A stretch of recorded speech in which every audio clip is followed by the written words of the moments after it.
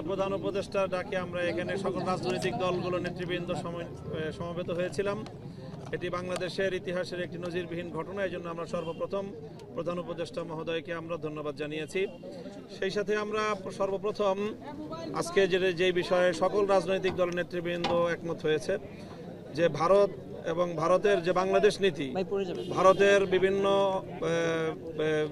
বিভিন্ন রাজ্যে বাংলাদেশের উপ হাই কমিশন সহ বাংলাদেশের জাতীয় পতাকার বিরুদ্ধে যে অবমাননামূলক আচরণ করা হয়েছে, অগ্নিসংযোগ করা হয়েছে এবং ভারতীয় মিডিয়া এবং ভারতীয় রাষ্ট্রের বিভিন্ন দায়িত্বশীলদের পক্ষ থেকে বাংলাদেশ বিষয়ে যে বক্তব্যগুলো এসেছে তার তীব্র সমালোচনা এবং নিন্দা জ্ঞাপন করা হয়েছে।